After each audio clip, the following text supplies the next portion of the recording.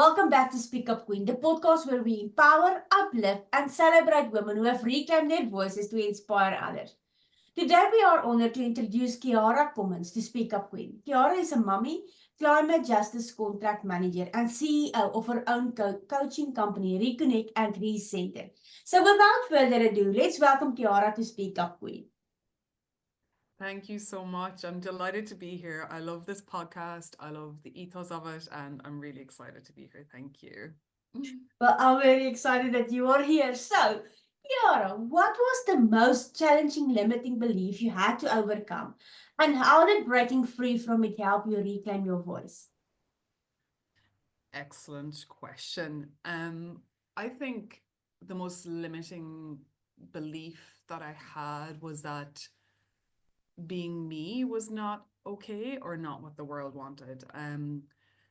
I guess I grew up, I was very sensitive as a child, very empathetic. And I think I always believed there was something wrong, that I could feel so much and have so much intuition and so many dreams. And, growing up as a as a child in the 80s in rural Ireland, there's not many, you know, there wasn't many mechanisms to see that or hold that. And so I guess I grew up with the belief that there was something wrong with me, that I didn't fit in the world. And as I grew up, as I grew older and went through my career as an engineer and then got into coaching, I saw that this was actually that was the part of me that was needed in the world. It was that intuition, that sensitivity, and that empathy that the world actually needed. And the more I focused on my unique traits, the better life got. So we're all unique, and it is those quirks that actually the world needs most. Definitely. And it's amazing how breaking free from those limiting beliefs can sometimes unlock so much potential. How do you think that shift has impacted you, impacted the way you show up in the world today? How does the changing my limiting belief impact? Yeah, massively, massively. I mean, I think it's changed the whole course of my life, essentially.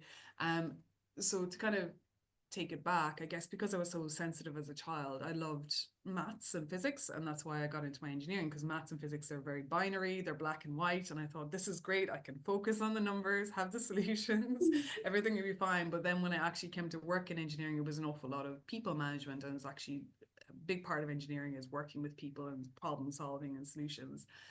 And the more I listened to the small voice within me about what I wanted to do, I got into international development and then into coaching. And I guess it's just, yeah, listening to that small voice within me and kind of letting that guide me and my intuition guided me into my coaching career, which is now working with women to kind of show up with flow and ease. And yeah, so it's changed everything. It's changed how I show up in my daily life with my boys. As a mother, it's changed my career, where I'm working. It's helped me start my own business. It's changed everything, I would say. Yeah. Can you share when someone's words or actions make you feel small and how you found the strength to rise above it? Mm. I mean, there's so many examples of that. I think particularly as a woman working in a male dominated industry, it was quite a challenge. A lot of time I was the only woman. When I was in my early career, I was like working on building sites as a junior engineer, so I was the only woman in the room as well. And so obviously, and that was 20 years ago, so times were quite different. I mean, I did find that a lot of the men related to me more like a sister, which was good, but there was many occasions when you're dealing with contractors and subcontractors that conflict would arise, and you would, you know, perhaps get berated in a meeting or have really difficult conversations. And the biggest thing that changed for me is um, understanding that we are the sum of our parts. So I love internal family systems. So the idea is that we are made up of many parts. So we often hear about the inner child, and that's one part of us, but you can also have an inner teenager, an inner mother, you could have an inner figure, all of that. And what happens in a conflict situation is that you are most likely interacting with a part of someone else, and that part of someone else is protecting them. And so once I kind of understood that, I was like, okay, I'm not interacting with Marika as a person, I'm interacting with a part of her that's trying to protect her and her situation. And it's not really about you at the end of the day. It really isn't about you. It is about that person trying to protect whatever they're trying to protect and calling that out. And also realizing, transaction analysis where you've got adult, parent, child, that at this age, I like to think I'm an adult. Sometimes I can act like a child, but in those conflict situations, it is about being the adult in that situation, taking responsibility for your actions and their action, and understanding that they have to take responsibility for their actions and calling them out on that. And then the last thing that helps as well, is understanding that not all feedback is relevant. It's not. You can decide whether you take on that feedback or not, because sometimes that feedback is coming from a limited point of view, or not having the full narrative, or having just their perspective. And so you can look at that feedback and go, well, is this relevant to me? Is this actually going to enhance experience for everyone, or is that just one side of the feedback? And you can decide whether to take it on or not. And I've come to learn in recent years is like, I love feedback. Feedback is gold, but it has to be relevant feedback. I don't know, someone fed back about my appearance. I was like, well, that's not relevant at all. That's got nothing to do with you. And there's nothing I'm going to change about my appearance for you, because it's for me, So yeah, I would say they're the three things: understanding that we're sum of many parts, transaction analysis, and then also that feedback is not always relevant. And that's helped me so much in the recent I years. love it. I love it. I love it. I love it. What was your first step from feeling silence to finding your voice, and how did that change your life? I love this question. It's a really, really good question, because I'm a woman and I've struggled so much with using my voice. And I would say it's not an overnight transition. It takes time. So I guess one aspect was more so professional life and in career. The more experience I got, the more I became comfortable speaking up in a room. That was one thing, but really it came down to when I became a mother. Like everything changes, and it's not like motherhood is such a spiritual journey and such a huge transformation in our lives. So kind of going from being in this professional life where I'm working every day and I've got a purpose and I'm doing to becoming a mother, all of a sudden you're at home with the babies. They're gorgeous and they're cute and they smell delicious, but you have to be so much more. And being was actually really hard for me. I was so used to doing, and so being. And motherhood, you go through the matrescence, which is this transformation as the mother is born as much as the baby is born. And I guess within that, becoming a mother, all of a sudden, as a parent, you're responsible for your child and you're making decisions. And that was when I started to tap into my own intuition or my gut feeling. Well, what do I feel here? Because you're getting advice from everyone and all over the place. And it's at the end of the day, it was the time when I realized, like, well, I need to decide what I really truly believe and what I believe the best steps in terms of how I sleep, how I feed, how I care for my child. And it was also a very difficult time in that I think when you become a mother, you face a lot of your inner demons as well. And it sounds really heavy, but it's the biggest life transformation I've ever had is becoming a mother. And I needed to face a lot of things myself. The fixation with doing a lot to feel worthy, and then kind of realizing that I'm worthy just by being, and just by being with my child, that I'm worthy within that. And I had to do a lot of reconnection with my own body, because I ended up kind of getting high blood pressure from the stress of the birth and the uncontrollability of everything, because I wasn't able to let go and let go into that unknown of motherhoods and birth. And so the more I let go, the more I tapped into my body, and the more I connected with my body and connected with nature, the more I found my voice. So it's a long story, but essentially I would say becoming a mother is a huge transformation, and it was really a calling for me to find my way and my voice. And then by connecting with my body, with my natural cycles and with nature, I started to ground down more into the power, because being a woman is so powerful, and the female biology is absolutely amazing, absolutely amazing. Yet it's often viewed as something we should be ashamed of and hide. Yes, but still, we are amazing human beings. We are, especially when we are a mom. It is just, it's an honor to be a mother, I must say. It is when they put that baby on me, it was like I have to fight for you. I will always fight, protect you. So yeah, that was definitely also a most precious moment in my life when I became a mother. What's one powerful lesson you've learned about self-worth, and how do you carry it with you as you continue to grow and inspire others? Mhm. Again, yeah, such a good question. I think what I've learned about self-worth is that no one can give it to you. It's something that you cultivate yourself, and it can't be bought or traded.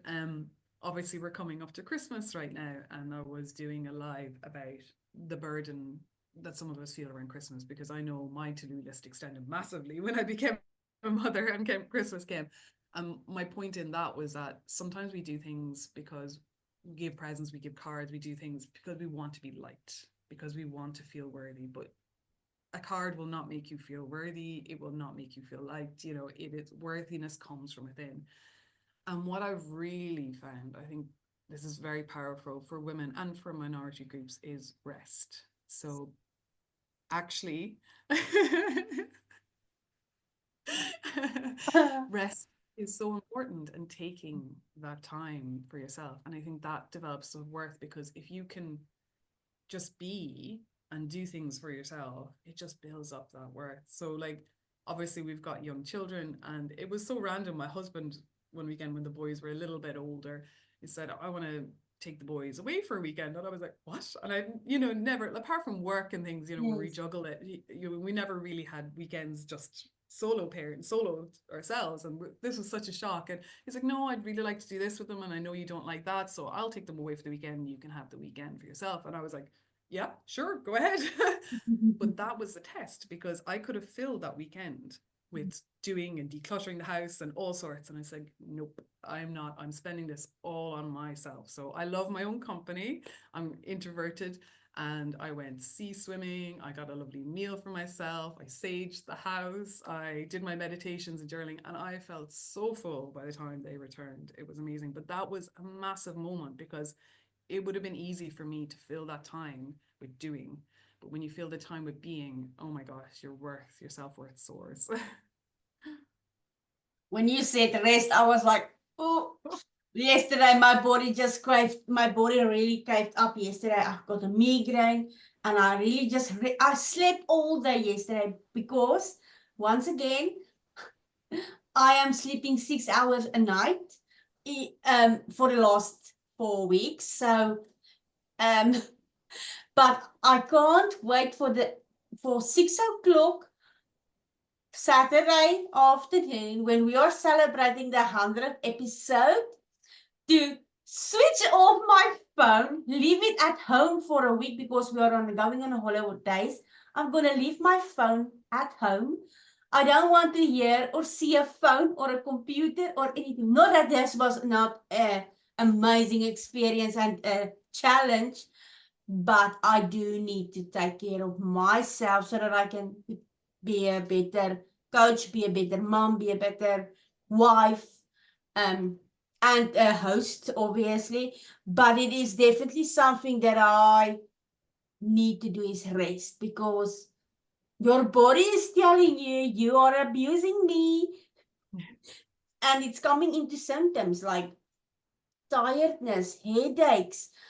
But like I said, it's just the last stretch for getting this all published, and then I will definitely rest. And I also set some boundaries now that I'm gonna do it. I'm like, I can't wake up every morning at 3:30, going to bed at 10:30 at night. It's not maintainable. So, but we do. That's what life is all about. We get opportunities, and then we need to set some boundaries. And yeah, so when you said rest, I was like, she's talking to me. I will put off my phone 6 o'clock Saturday. I'm gonna switch off my phone, and I will see all of you amazing queens in the next year. That's so powerful. I love it. I love that you're leaving your phone at home, but that's an act of power as well, because it's like, I'm like you talk about boundaries, sometimes I talk about standards. I'm like, I'm not contactable during this week. This is not available. Like no one's available. I just me and my family. I feel that's so powerful. And the other thing is I'm very into the natural world, but we all have seasons. So you're in the season, which we would call the summer season, where you're producing and giving and out, because that's the natural time in agriculture. You're out, getting the harvest in and stuff. So you're in the summer season. And now you can enter into the autumn and winter and kind of hibernate a bit. I can't wait. I really can't. I said to my husband, I actually went to the library and I took out a like a thick book that's not personal development, healing, anything. It's a romantic book. I just want to read all day, do something that I love, and I don't want to be disturbed. He's like, you can have one day, and then it's family time. I'm like, one day is enough. One day just for me doing whatever I want to do. It sounds like a plan. Beautiful. Beautiful. I'm excited for you. Thank you. If you could tell your 17-year-old self one thing, what would it be and why? So many things. Uh, it's hard to pick one, but one would definitely be that I think the things that you feel make you different and not fit in the world are the exact things that the world needs. They are your gifts. Like they are absolute gifts. It's so hard when you're that age. It's such a tender age of 17, and all the hormones. And if I could cheekily add a second one, I would say um, explore your female biology, the cycles, the menstruation, the hormones, they are actually your superpower and they're phenomenal. And I just think exploring those, the younger of an age that you can do that, I mean, it's amazing. It's absolutely life changing. Yeah. Mhm. How do you set boundaries to protect your energy and peace? And what have you learned from this practice? Great question. So I find boundaries incredibly difficult because like to me they feel like quite harsh and things. That's just my interpretation of them. So I prefer to talk about standards and what I how I frame it for me and my clients is like, what standard do I hold for myself? And the standards then I set is like what I'm available and not available for. So, like, as an example, over the weekends, I would usually give my husband Saturday morning and he would give me Sunday morning, and that space is just for us to do whatever we want. No housework, no chores, no anything, just whatever we want. That's the standard. And then in terms of like what I'm available for in terms of work as well, like what I'm willing and not willing to do, because I think I struggled a lot when I was younger with over responsibility, like taking on too much responsibility for projects and micromanaging things and not trusting that other people, or not allowing other people to do it and not trusting that they would. And a lot of time when you work in teams, people will all work to different abilities and standards, and so you want the best for the project. So sometimes you feel like if I just do this, it's easier and quicker and all this, but kind of essentially stopping all of that, like understanding that if I take it on, one, for every yes I do, what's the no? There's going to be a no in my life, and that no is becoming no to time with my boys, no for my rest, no for my mental health, my physical health as well. And then also by taking in from other people, you're stealing the struggle from them. Everyone needs a bit of struggle in life to learn and to grow, and by doing it for them or by taking work off them, you're stealing their struggle, you're stealing their opportunity to grow and expand. And then realizing as well in terms of work capacity is like there's always wiggle room. It's just finding what the wiggle room is. Like I work on a really large climate justice contract with a government. And so obviously something going to the government, there's no wiggle room there. But if there's like within our consortium, we've got wiggle room. If a report isn't 100%, that's fine. It's for us, it's internal. So understanding what the tasks for the wiggle room are. Um, and then again, it's just coming back to rest and time in nature. Nature is so powerful, like so powerful. And if we could mimic, it's a quick story, but when I was an engineer, actually I was an engineer in Australia over in Brisbane side, and so I worked on a lot of like tropical islands off the coast of off the coast of Townsville and things. And, you know, all the time there, we were trying to preserve the environment while building sustainably. And we were often building like these constructed wetlands. We were trying to mimic nature and mimic wetlands. And they failed massively because nature is so intricate and so balanced. And they had a huge failure rate because we were trying to mimic Mother Nature, but it was really possible to manufacture that because there was layers and layers and layers of ecosystems going on. And we did our really the best job we could, and we've gotten better. Engineers have gotten much better at them, but at that time, 20 years ago, we just trying to mimic Mother Nature was so hard because she has so many cycles and intricate ecosystems available.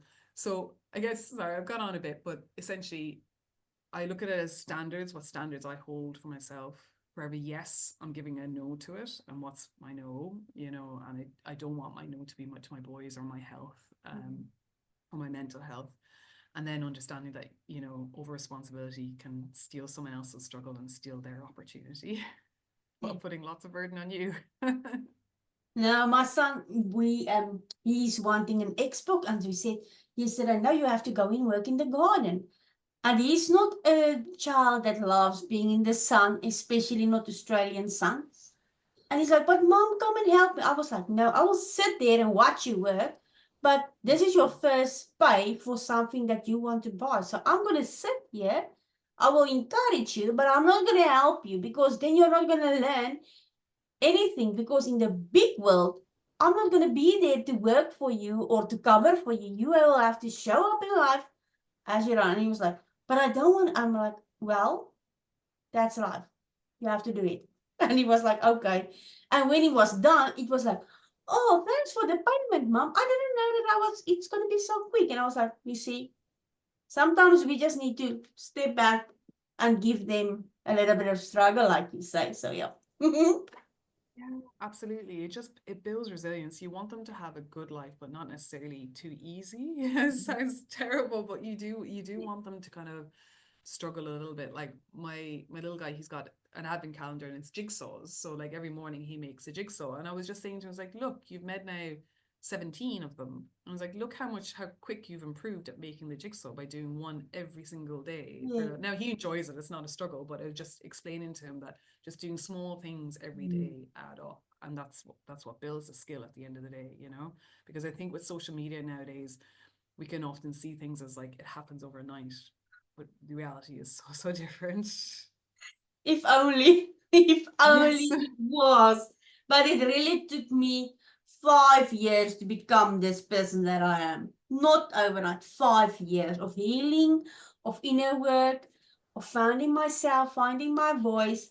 So it's definitely not. If it was, I think everyone would have been. If it was so easy, everyone would have done it.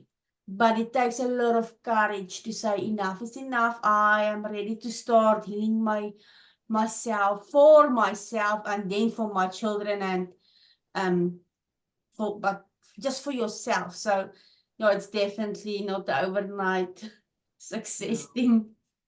And how many people will have recorded 100 podcasts in 6 weeks? Like that is pretty phenomenal.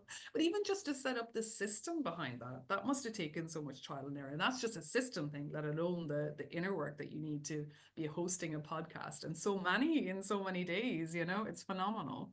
Well, thank you. I just did it. I didn't have a clue how to start. I just pressed record, pressed publish, and I was like, okay.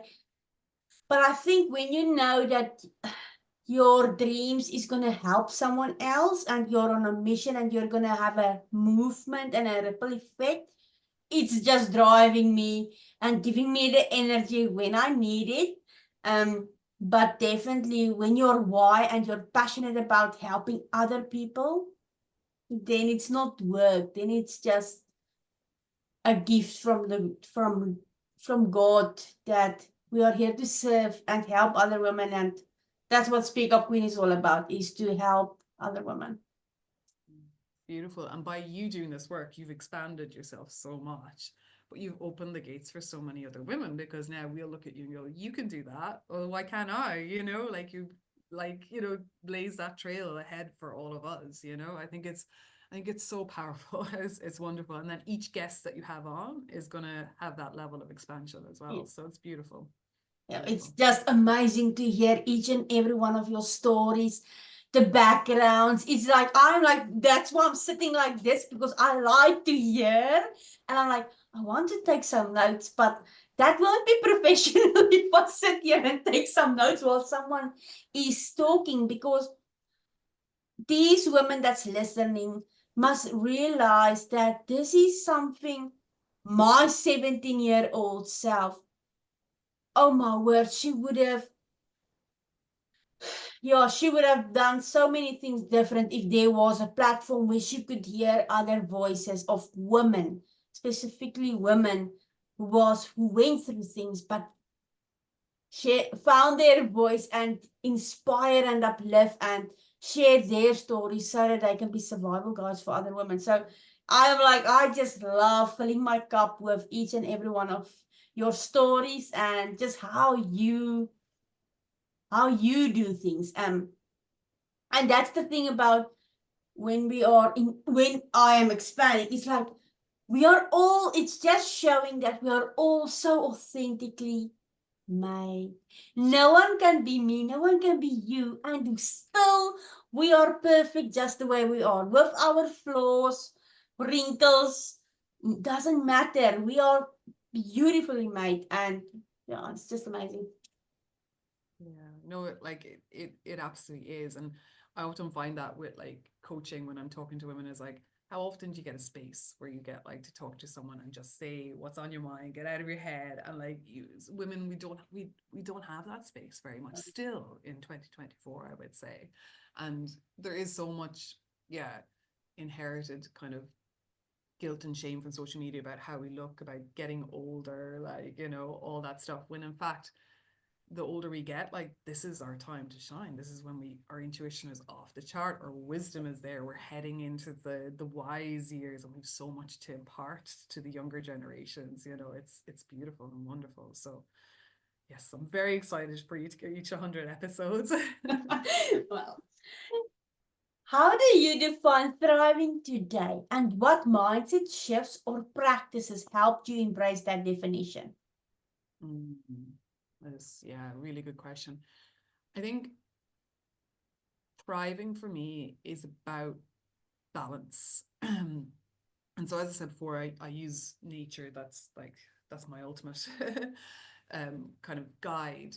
And what it is that we all have seasons and cycles. So, like in the menstrual cycle, for the first half of the cycle, from like after you bleed up to ovulation, you're pretty much superhuman, and that's when you're outward facing. That's when you're doing. You can do anything, and I'm good. I'll do them. But then when you come from ovulation, you start to go inward. So that's your time to rest, to go inward, set your intentions.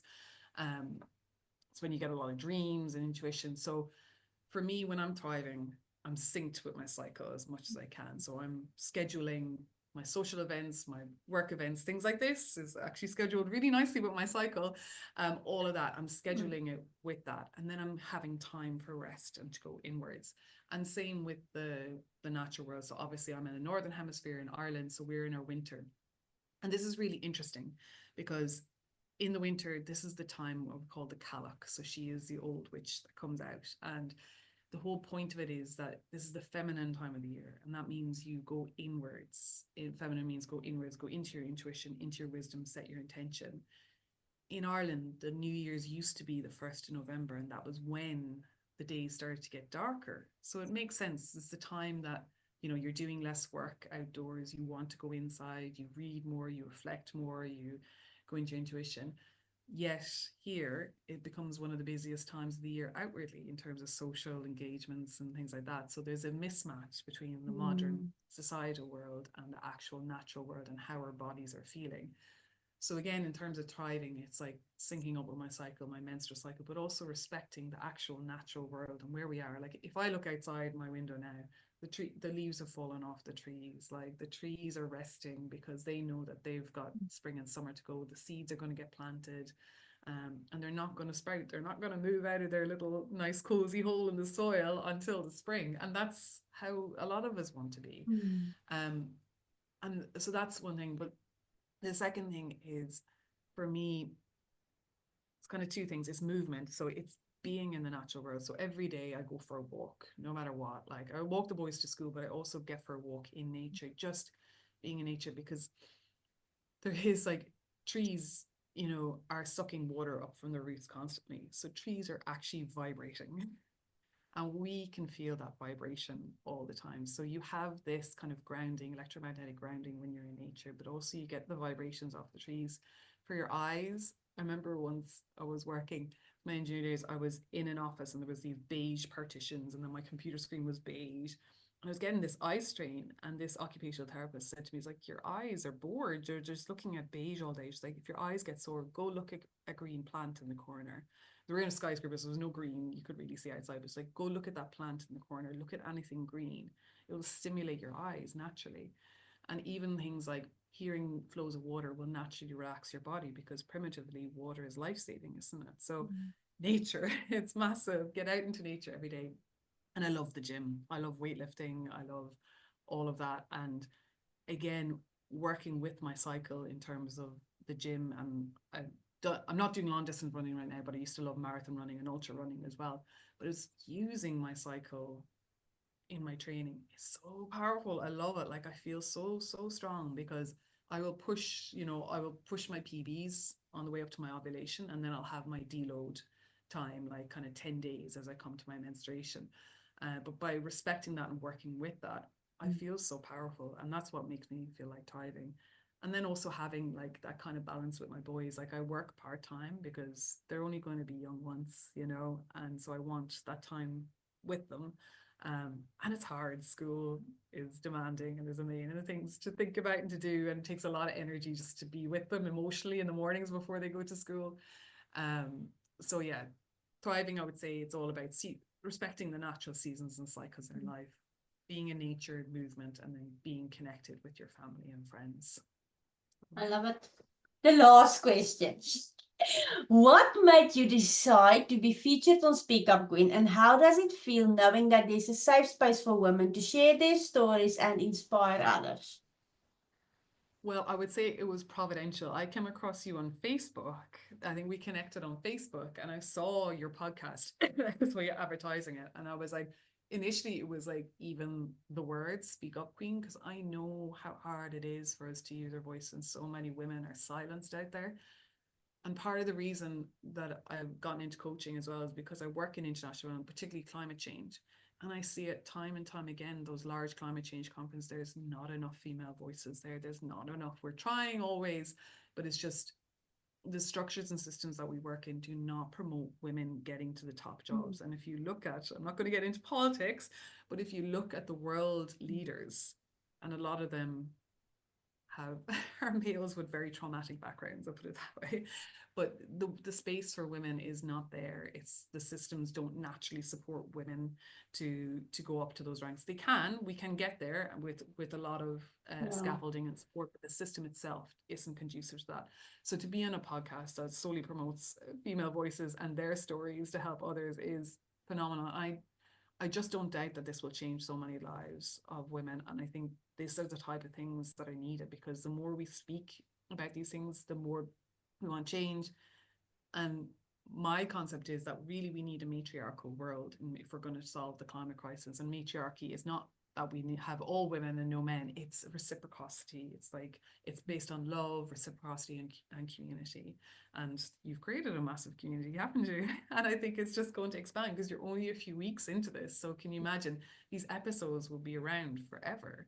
So like you'll do this in the space of 6 weeks and then maybe more, but it's only just the start. It's just going to expand. So it's wonderful. I'm honored to be a part of it. Honored.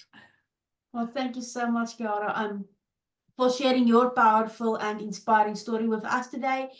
Your journey reminds us of the strength and courage it takes to heal, grow, and thrive. So to everyone tuning in, remember your voice and story have the power to inspire, create change.